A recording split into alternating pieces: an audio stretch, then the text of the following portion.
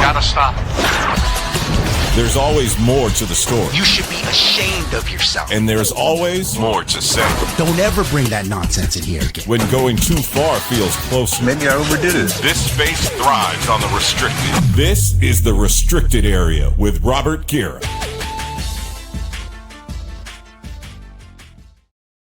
Yes, sir. Episode number 4 of the Restricted Area with me, Robert Guerra. Rob G, if you're nasty. Coming to you live here on Recliner Media.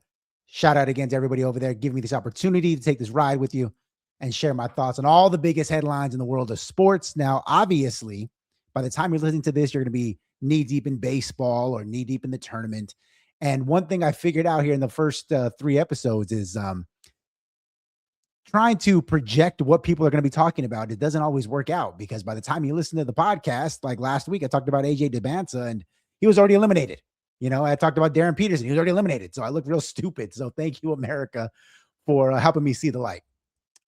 With that in mind, I do have 3 really big sports stories that happened earlier this week that I wanted to share my thoughts on.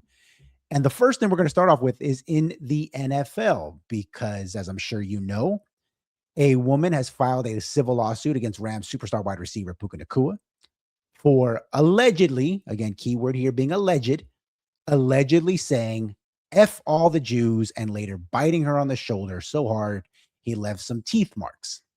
He also allegedly bit a second woman's thumb, and the lawsuit goes on and on. Obviously, his camp is denying the allegations. He called this whole thing horseplay, and he claimed it's nothing more than a shakedown for money.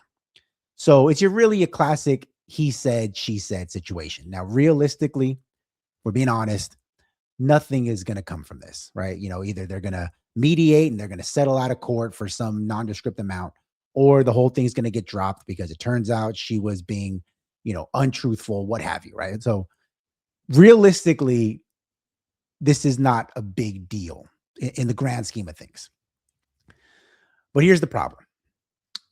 This is not the first time or the second time or the third time that Puka Nacua has done or said something stupid just in the last 6 months. Okay. Back in December, Puka went on a live stream with Aiden Ross. You know, Aiden Ross, the popular streamer.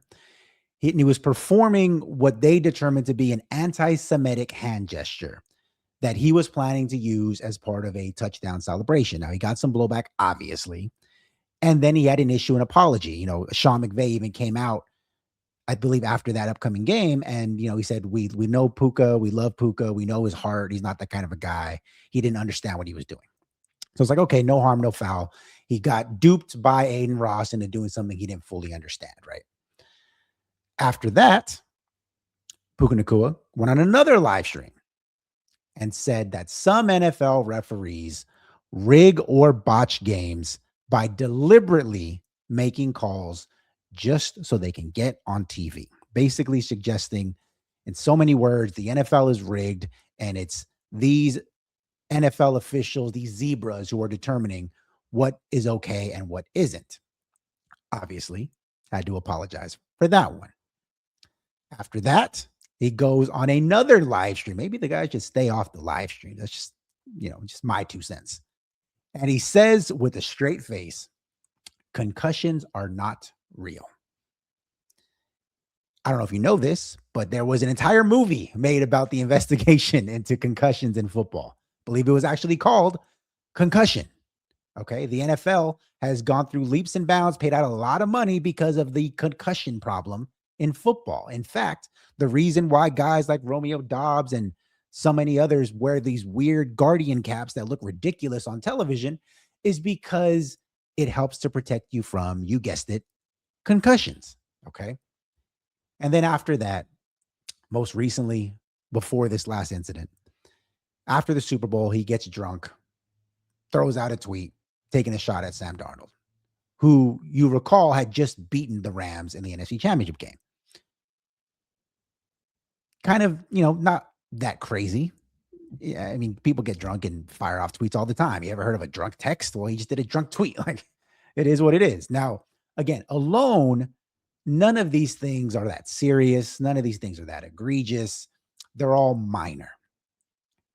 But when you take them together, and you put it all together, it paints a picture of a guy who is immature, is a bit of a knucklehead, and quite frankly, just doesn't seem to get it, right? Like that's the expression they use when it comes to sports. Like, does this guy get it? Does he get it? He doesn't get it. He does or he doesn't get it.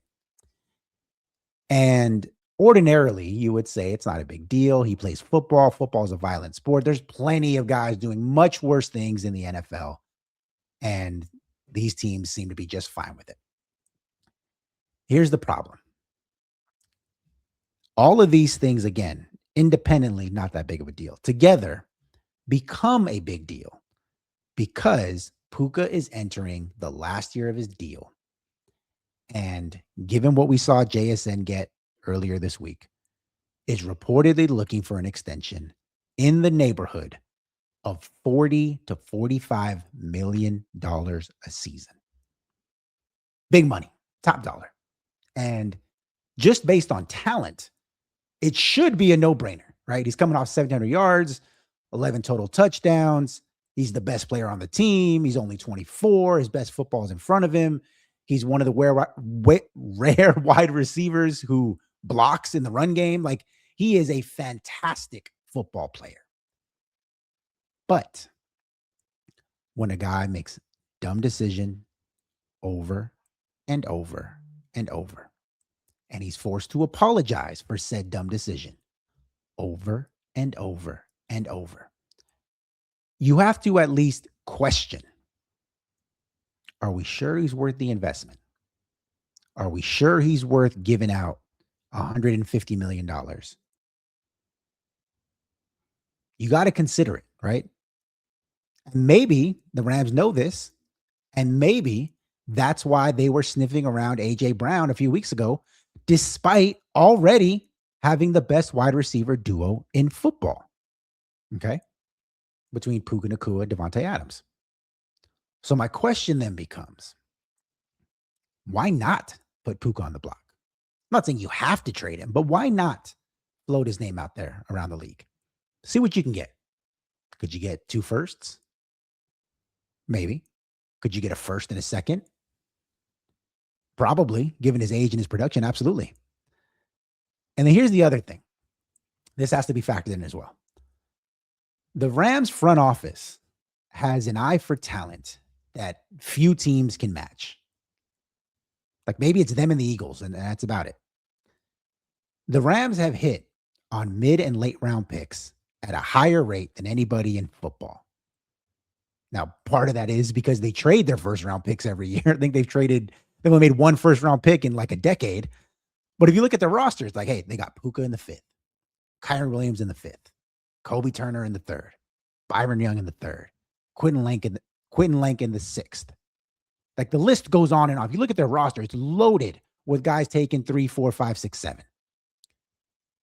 So if you're Les Snead and you can fill out a top shelf roster with mid-round picks, just imagine what he could do with him, Sean McVay, the rest of that brain trust,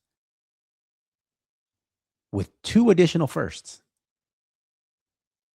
Look, I'm not saying you have to trade him. I'm not even saying that they should trade him. What I am saying is you better consider it, all right? And I understand Rams faithful. I live in LA, so of course I get it. Trading a talent like Puka Nacua is scary. I totally understand. But it's not nearly as scary as the thought of throwing the bag at a fool. So just keep that in mind. Just keep it in mind. Keep it on the back burner. All right, switching gears to the NBA. You know, we got some big, I wouldn't call it news, but it's kind of been percolating over the last several weeks, a couple of months even, regarding the 65-game rule, right?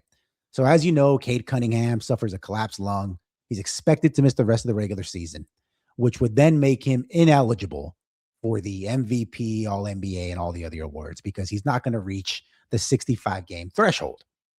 So using Cade Cunningham as a backdrop, as a reference point, the NBA Players Association is calling for the abolishment of the 65-game rule. Here's what their statement reads in part. Cade Cunningham's potential ineligibility for postseason awards after a career-defining season is a clear indictment of the 65-game rule and yet another example of why it must be abolished or reformed to create an exception for significant injuries. Since its implementation, far too many deserving players have been unfairly disqualified from end-of-season honors by this arbitrary and overly rigid quota. It's a lot of word salad, but long story short, they want to get rid of the 65-game rule. That they don't like it, right? Even though it was collectively bargained by CJ McCollum and all those dudes, including the apron, which has also been a colossal mistake. But, they're blaming the NBA for this. Now, at the time of his injury, Cade Cunningham was 15th in the league in minutes per game, 28th in total minutes, and had played in right about 90% of the Pistons games. So, full disclosure, the rule was not created with guys like him in mind, right?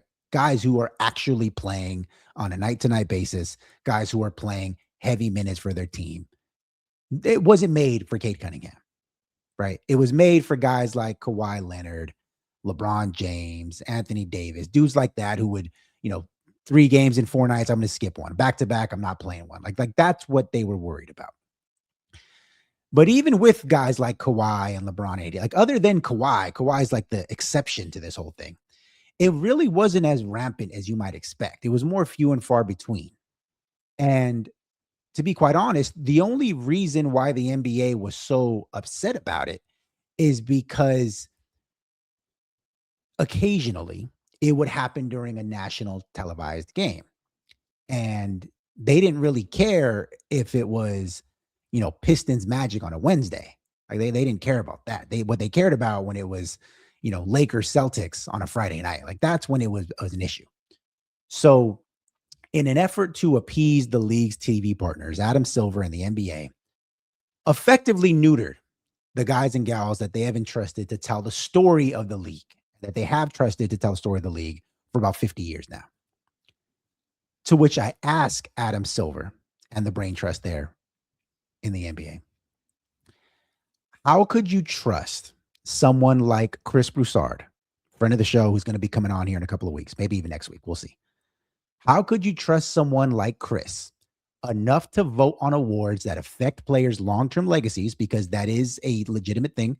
When we break down players historically, we talk about MVPs, Player of the Year awards, All NBA, so on and so forth.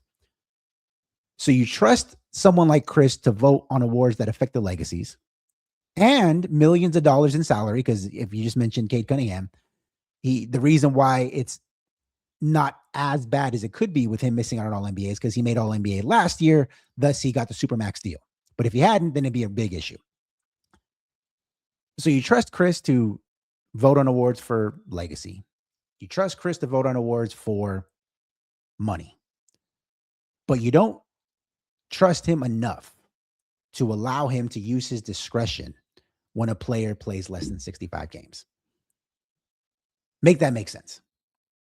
You don't think that CB can discern the impact a guy like Nikola Jokic might have in 60 games as opposed to a guy like Jalen Johnson might have in 75? Of course he can. Of course he can. Like if you just look at impact and value, it's not hard to tell that a guy like Nikola Jokic in 60 games and what he means to Denver is inherently more valuable than anything Jalen Johnson could do in 75 with Atlanta. And this is not a shot at Jalen Johnson. It's more of an appreciation of what guys like Jokic and Shea and Wemby and Luka represent in the NBA. And here's the other part, right?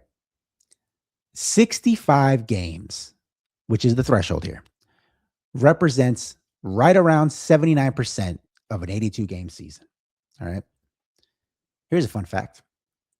Did you know that the only MVP winner to play less than 79% of his team's games was Bill Walton in 1978? Bet you didn't know that. Did you also know that the only reason Bill Walton won the MVP that season It was because it was voted on by other players, not the media.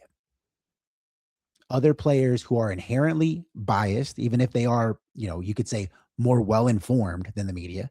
There is an inherent bias amongst players to tend to vote for guys they like, guys on their team, so on and so forth. You don't believe me? Go look at the All-Star voting where Bronny James is getting 5 votes, right? Or Jason Tatum, who hadn't even played, was getting votes, right? The media, for all the slander that they get and all of the backlash that they receive, is still the most objective and honest way to determine awards, Hall of Fames, so on and so forth. So going back to the Bill Walton point, the games played minimum wasn't even a problem until Adam Silver, CJ McCollum, and all those dudes made it one. Guys like Chris Broussard and Zach Lowe, or whoever the voters were, I don't know who they are now because it changes every year. But they were able to do their research, do their homework, and determine, you know what, Joel Embiid, even though he missed 15 games this year, when he played, he was easily the most valuable player in the league. So I'm going to give him the benefit of the doubt. I'm going to vote for Embiid as the MVP over Giannis. Now, you can debate, and they do debate this kind of stuff, who is more deserving. We're going to have that situation right now. Like, is it Shea? Is he easily the MVP over someone like Wemby when you factor in Wemby's defensive acumen? Is Wemby clearly a better option than Luka when you factor in Luka's offensive abilities? Like these are things that you can debate and you can argue.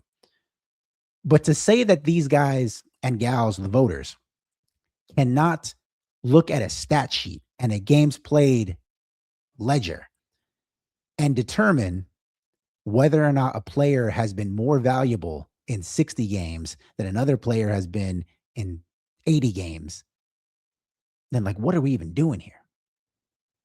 So Adam Silver, CJ McCollum, the NBA front office, the NBA Players Association, they made a mountain out of a molehill. They used a sledgehammer to kill a mosquito. And in the process, alienated a hell of a lot of stars and made a controversy out of nothing. All right, let me close with this one. I'm ahead of schedule, which is great for me because usually I'm going longer than I expected. At this point, I'm right on time. And I wanted to give myself a lot of time for this last topic because this is one that I have the most passionate about.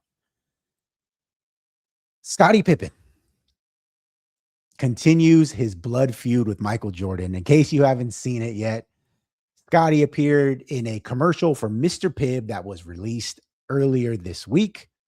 And in the commercial, he took a shot at his estranged former Bulls teammate. So here's what Pippen says in the Mr. Pibb ad. When something has been considered second best for so long, we just blindly accept it as gospel. And then a voiceover, who is Van Lathan, mentions, quote, decades-long plot built on marketing, on social media. And then Pippen chimes in real quick, and multi-part documentaries. A clear shot at the Last Dance documentary, right? That got us through COVID. And when guys like me who produce sports media for a living had no sports to talk about, Last Dance was a godsend. I cannot stress that enough, right? But Pip being upset about Last Dance and his portrayal and the general theme of the documentary, it's not new, right? Like if you just go back and do a little research, after the last episode dropped, Scottie did an op-ed for GQ magazine. And here's what he said. I'm going to read it to you, a little portion of it. Quote, talking about Michael Jordan. He couldn't have been more condescending if he tried. Each episode was the same. Michael on a pedestal, his teammates secondary, smaller. The message no different from when he referred to us back then as his supporting cast. From one season to the next, we received little or no credit whenever we won, but the bulk of the criticism when we lost. And Scottie's right. Point blank period. Scottie is right 100%. To hear Michael Jordan tell it, if you watch the Last Dance documentary, Everybody in Chicago was doing cocaine in the 80s, right? That's the way it was presented. They had the cocaine circus there with the Bulls. To hear Michael Jordan tell it, Scottie Pippen was a flake. His migraine wasn't real. He was a guy you couldn't count on. He was more worried about money than winning. Scottie was a fraud. To hear Michael tell it, Dennis Rodman was a loose cannon, and he had to pop off steam to go to Las Vegas for a couple of days, and Jerry Krause, who was the GM at the time, was an idiot. He didn't know what he was doing, and if it were not for me, Michael Jordan, all of this would have fallen apart, and the Chicago Bulls would have been a laughingstock of the NBA.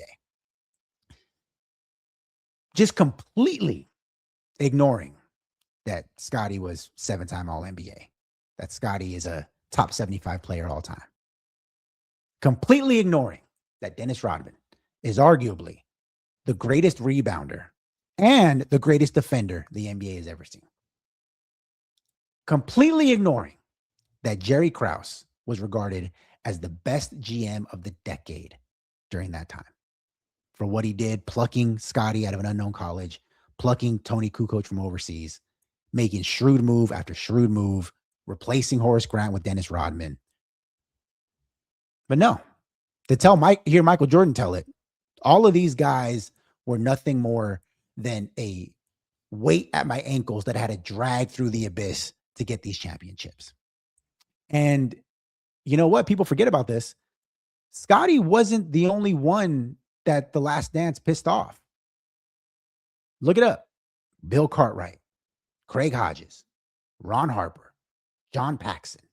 Every single one of them was critical of the way that MJ and his team and everybody at The Last Dance manipulated the content to make himself look like the hero. He was already a hero. He was already seen, widely regarded as the best player in the league, widely regarded as, if not the best, one of the best players to ever lace him up. And still, MJ went out of his way to push down everyone around him and elevate himself up. Hell, things got so bad that Scottie, Horace Grant, and Luke Longley actually went on a tour, a speaking engagement tour through Australia so that they could set the record straight with fans. And they called the tour the No Bull Tour. Can you imagine how upset, how irritated, how annoyed you'd have to be that you'd go out of your way to do a speaking engagement tour to talk about a documentary which is supposed to celebrate the best years of your NBA life? It's ridiculous. In an effort to build up his own mythology, Michael Jordan alienated damn near every single player, or major player at least, of his story in Chicago. Which brings me to my second, my larger, my more controversial point. Can we keep it a buck? Can we be honest here for a second? Can we keep it 100, as the kids say? This is going to get me fried, but I'm going to say it anyway. Screw it. Michael Jordan dominated one of the worst eras of NBA basketball. Point blank, period.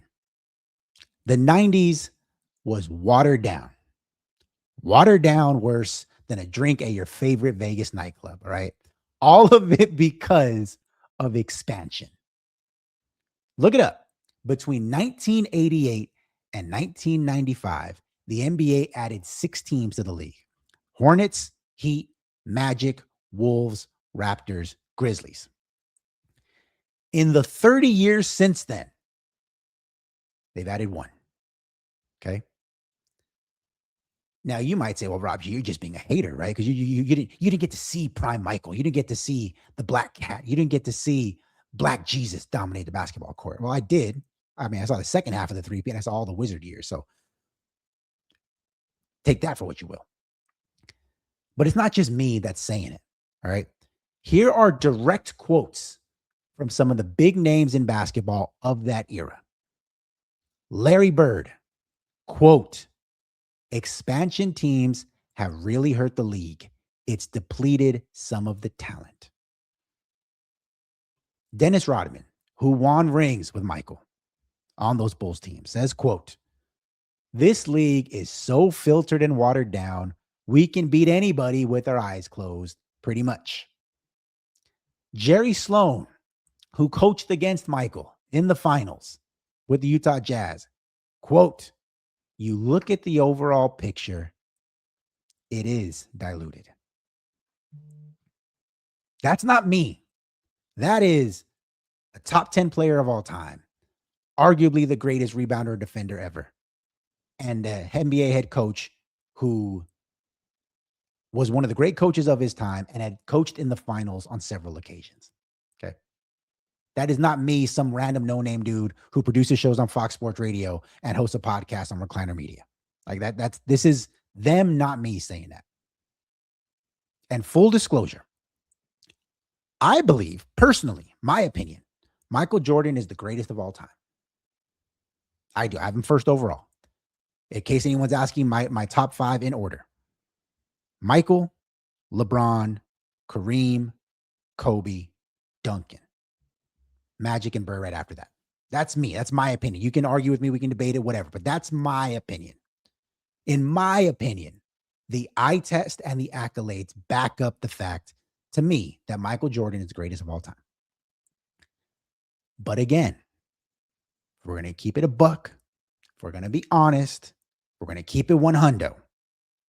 If Michael Jordan had come into the league a decade earlier or a decade later, that resume, all those accolades, look a hell of a lot lighter. Just being honest. If Michael Jordan's peak was in the 80s and not the 90s, at best, he's on par with Magic and Bird. At best. People forget how much those two guys ran the league for a decade. And were it not for injuries to Larry's back or age striking Magic Johnson, they probably would have even ran the early part of the 90s as well. Okay. If Michael Jordan's peak was in the 2000s, at best, it is a debate between him, Duncan, Kobe. In either scenario, either one, whether it's the 80s or the 2000s, Michael Jordan does not go 6 for 6 in the finals. Either because, number one, he doesn't get to 6 finals because the Showtime Lakers are in your way the Larry Bird Celtics are in your way, or the Isaiah Thomas Pistons are in your way in the 80s, or when you get to the finals, you run into Magic Johnson's Lakers. So you're not going 6 for 6. If you're in the 2000s and you're playing in the Eastern Conference, maybe you get through the East because the East was the Eastern Conference at that time, but you're not beating Kobe or Duncan 6 for 6 times. It's not going to happen. Those guys are going to get at least 1 or 2 each if you're going head to head. That's the reality. That's how good those guys are. That's how good Michael is. That's how good Magic is. That's how good Bird is. Those guys are so good that there's no way you're going 6 for 6 against any of those guys. In either scenario, again, if MJ's peak is in the 80s or in the 2000s, he does not win 4 MVPs in 7 seasons. He does not have 10 scoring titles. There was too much talent in the 80s. There was too much talent in the 2000s. There's no way that mythology gets built up like that in those eras. Now, if his prime was in the 80s or the 2000s, I maintain, of course, he's still in the conversation for the greatest of all time. Absolutely, he's still in the conversation. Like I just said, to me, the eye test, the accolades suggest that Michael Jordan is the greatest player ever. But if he doesn't have 6 for 6, if he doesn't have 4 MVPs in 7 seasons, if he doesn't have 10 straight scoring titles, it's no longer up for, undisputed. It's a debate. It's 1,000% a debate. It comes down to personal preference. Do you like the way Magic created everything and was the 6'9" point guard we've never seen before and haven't seen since? Maybe you liked him. Maybe it was Larry and can't run, can't jump, but goddamn was he a skillful dude and he could just roast you from anywhere on the court. Or, Tim Duncan, nothing flashy about his game, nothing that you want to write home about, but you look up at the box score and he's got 25 and 12 while also defending the rim as good as anybody in NBA history. Or you go toe-to-toe with Kobe, and people say that Kobe's a carbon copy, but if you even ask people who've been around both players, they'll tell you that Kobe was more skilled than Michael Jordan. He wasn't as athletic. Michael Jordan had the big hands, the crazy vertical, the athleticism. Kobe didn't have that. But Kobe, just in terms of fundamental skills, was more skilled than Michael Jordan. That's not me saying that. That's people who played with both guys saying that. All right. If Michael Jordan's peak was in the 80s or the 2000s, it's a debate. He is not universally accepted as the greatest of all time like he is now. And if that's the case, we don't get a Last Dance. Hey, geography. And if that's the case, we don't get the Last Dance.